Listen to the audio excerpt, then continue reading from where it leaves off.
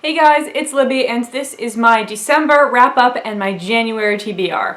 Now, I have about 4 end-of-the-year videos that I'm planning to film and post, and some of them are talking about the same books, and I'm not totally sure what order I'm going to film or post them in. So if it seems like I'm glossing over a book, it's because I already have talked about it a lot in a video, either just recently or that is just about to be posted. So you'll just have to watch all of my end of the year videos.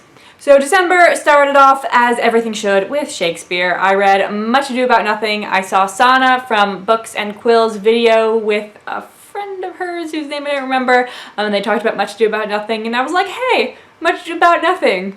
I'd like to read that. In all honesty, I don't think I really have to read it because I have memorized this play due to repeated watching of the Ken Branagh movie. And I've seen this in theaters a couple of times, and I don't laugh at any of the jokes, and my friends or my mom or whoever I'm with is like, Libby, why are you not laughing? This is funny. And I'm like, I know exactly what's going to happen. So Much Ado About Nothing is about Beatrice and Benedict, who are people who swear they will never get married, and they really don't like each other, and they fight all the time, and so their friends decide it'd be hilarious to convince them that the one has fallen in love with the other, and vice versa, without letting them know. So then they are nursing secret passions, and also Beatrice's cousin is going to get married to this one guy, and this other guy is trying to mess with that other guy's life, and so things happen, except it all ends up being nothing. Despite the fact that I have watched / listened to / read this more than any other Shakespeare play, except for maybe A Midsummer Night's Dream, I don't think it's that great. I think it's fine. It's like a 3.5. If this is for people who have read this, but if I were going to direct a production of Much Ado About Nothing, I would significantly alter the text and call it Less Ado About Nothing, and I would cut all of Beatrice and Benedict's scenes that are not in the public. So the speech that Benedict makes after he hears his friends saying how much Beatrice loves him, that's gone. The speech that Beatrice makes, likewise, that's gone. The scene after Hero and Claudio's first marriage, that's gone. I'd maybe give them like one look, and then that's all I got. But I think it would be better if we, like their friends, don't really know how well the plan has gone until the end. Then I read a Terry Pratchett. This is Lords and Ladies, which is part of the Witches series, which I'm in the middle of right now. This is about the wedding of Magrat, one of the witches, and King Verence. Unfortunately, the elves, who are pretty evil, are trying to break out of their cold, snowy world and into Lancre, which is also often cold and snowy, but this is happening in the middle of summer, so it's, reasonably nice weather there. As are several other of the witch novels. This is based on a Shakespeare play, A Midsummer Night's Dream, and this is a more loose interpretation than, say, Weird Sisters was of Macbeth. Basically, there's a fairy king and a fairy queen who are the elf king and the elf queen, and there are some lovers, only 2 though, not 4, and there are some, what are they called, like rough artisans or whatever who are trying to put on a play. It has those elements, but the plot doesn't go down in the same way at all. Although I do think that Shakespeare's A Midsummer Night's Dream is a dystopia, because Oberon and Tanya are destroying the world. It is snowing on midsummer. Anyway, back to this book. This is a reread, and I like this more than I had remembered because I think since I'm reading the Discworld books in order this time, and I read them sort of haphazardly before, I've really gotten to know Magrat and her situation, and in this book, she totally kicks ass, and she is not a kick-ass type of lady. So I was so proud of her, and I'm a little sad that she's sort of fading into the background for the rest of the Witches novels. Then I read a book that bookriot.com told me was good, and that is The Translator by John Crowley. So this is a recent work of literary fiction. It's set in the 1960s, and it's about a young woman who is interested in poetry, and she goes to college and does poetry stuff, and her poetry professor is a guy from Russia. And Russia, it's been kind of crap in Russia throughout the 20th century, and so it's about their lives and how their lives are crap, and about the weird relationship that they have, which is kind of romantic. So normally when there is a book recommendation in my life, I go, ooh, noted. I will add that to my TBR and then eventually get to it. But with I usually read the first couple of pages just to make sure I like the writing style. And when I was reading the first couple pages of the Translator, I ran into this paragraph, and this made me be like, oh, I need to read this. This book is important for me. So Crowley writes, when she was a child and for a long time afterward, Kit Malone always imagined Russia as dark. It was dark then, a dark continent from which no real news came, a dark star absorbing its own light. When she thought of it, she saw long roads leading into the hinterlands, cold, featureless steppe without color or sound, and huddled people, silent too, their backs turned to her. And that is exactly how I think of Russia. So Crowley's saying, like, that's wrong, and I was like, oh yes, challenge my image of 20th century Russia, please, I would love to know. I don't think my opinion really changed, because we get to hear about, not Professor Phelan, he specifically says not Professor Phelan, Mr. Phelan's childhood in Russia. He was an orphan under Stalin, and that was just awesome. I'm like, yeah, that still seems like a gray, dark, miserable place to me, so now I have that image confirmed. I did enjoy it though. A lot of it is about translating. Kit and Professor Phelan, Mr. Phelan, they spend a summer translating his poetry from Russian into English. And I am a polyglot. I majored in French and ancient Greek, and I also studied Latin in college, so I did a lot of translating. Like, Latin and Greek advanced level classes are just translating all day, all the time. And so I was interested in what Crowley had to say about language. And I have to say, this is the first and only book this year that has made me cry. Last year, one book made me cry. It was The End by Lemony Snicket, the last book in the series of unfortunate events, and that was like uncontrolled bawling. This one, it was like, so with, I try to empathize with the main characters in a book that I'm reading. I think that's helpful for the experience. And I spent about 3 hours straight reading this book one evening, and the feeling that Kit is having is just dead, drained misery. And so I was sort of in that zone for a long time, and then it's just like one more thing happens, and a single tear came out of my eye.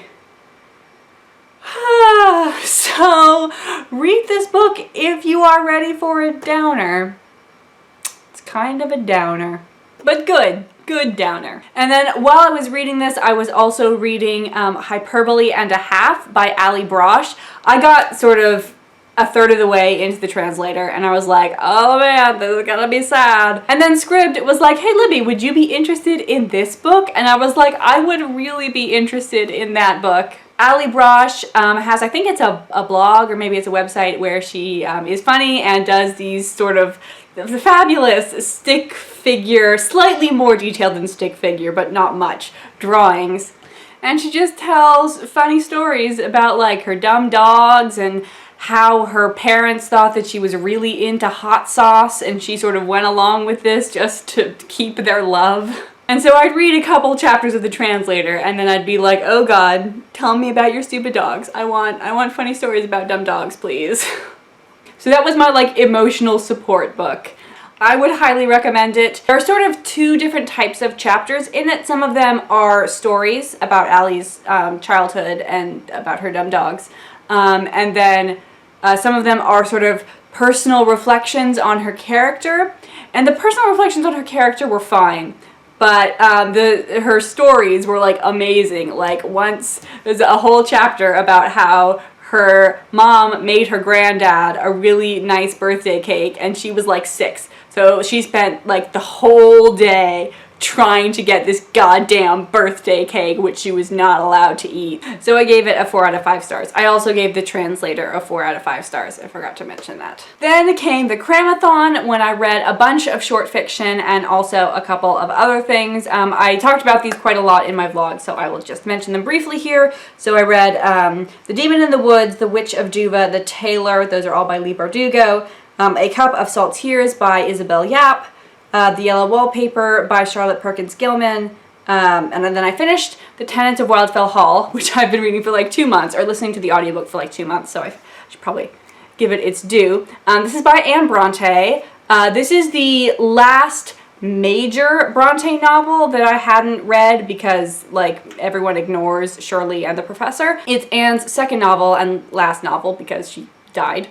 And it starts out from the perspective of Gilbert Markham, who is a farmer in, like, probably Yorkshire. And he lives in a sort of quiet little town. And then this strange woman, this widow, and her son move into Wildfell Hall down on the moors. And she's very reclusive and strange, and all these rumors start up about her, about like, why is she spending so much time with her landlord? Where really is her husband? And Gilbert thinks that she's incredibly pretty and charming and is attempting to defend her honor despite increasingly bold accusations. And then eventually, and he's sort of doing this blindly, but eventually he does get the full backstory.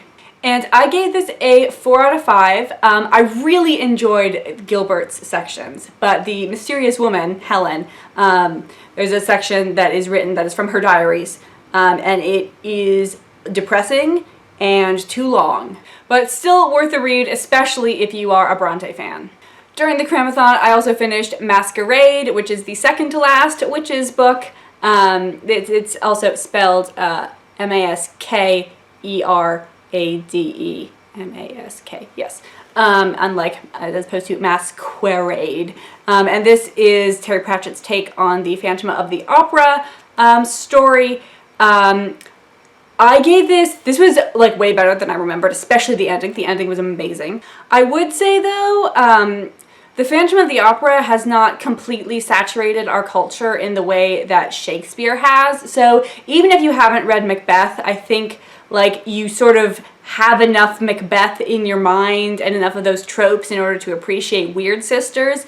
But if you have neither read the book nor seen the musical of the Phantom of the Opera, I don't think you're really going to get Masquerade. You have to do one of the two. I also read Blue is the Warmest Color, which I thought was meh. It is a lesbian romance, and like part of the, this always happens. This doesn't always happen, but it happens too much.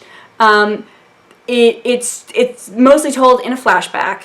One of the, Emma is reading the diary of her girlfriend Clementine after she has committed suicide. Or no, not committed suicide, just died. Just regular died. And the whole thing about Emma is that she has blue hair, and like this was the only thing I really knew about the book before I read it. But Emma in the present time, the unflashbacked time, has blonde hair, and so I was totally confused about who was who for the first, 20 pages. And then I just found it too quickly paced and unrealistic. So I was not really a fan of Blue is the Warmest Color. And I also read The Herodias, which is by Ovid, and this is better than the Metamorphoses, honestly. Metamorphoses. But The Herodias is letters from women of Greek myth, and one woman not of Greek myth, Sappho, she was real, to their romantic interests. And they get a little bit samey, but since I was familiar with most of the myths, I was able to pick up on the nuance well enough that I enjoyed The Herodias. So I gave these a 4 out of 5, but it's a 3.5 out of 5, but it's certainly not required reading if you're not into the classics. It's gone sort of orange again, oh dear. But moving on to the books that I'll be reading in January, I'm currently reading S, which is by J.J. Abrams and Doug Dorst, which comes in the form of the book The Ship of Theseus by V.M. Straka. So there's the book by Straka, but then there's also like marginal notes from like between two people who were reading it, and also they stuck some things in there for each other. I'm going through it very slowly though. I'm going through it like maybe 20 pages a day because it's intense. There's a lot going on. I'm also like one whole chapter into Siege and Storm by Leigh Bardugo, so I'd like to finish off the Grisha trilogy this month, reading Siege and Storm and Ruin and Rising. And of course I should probably read Carpe Jugulum, which is the first Discworld book that I ever read, which I do not suggest. This is the final book in the Witches series, and I listened to the audiobook maybe last year or the year before, so this is like the most familiar to me of the Witches series and of most of the Rincewind series, so like everything I read this year. And then, of course, Brickathon is starting on the very last day of the month, January 31st. I will be reading The Crimson Petal and the White by Michelle Faber. If you don't know what the Brickathon is, it's a readathon that I have designed where you only read one book, but it has to be over 700 pages long. This is so that we all have the emotional support of other people when we are reading something giant. I know that some people like eat 700-page books for breakfast. I am not one of those people, so I will be relying on the community to get me through. What is it? I think it's 893 pages? 895 pages. So that was my reading experience in December. I will see you guys soon.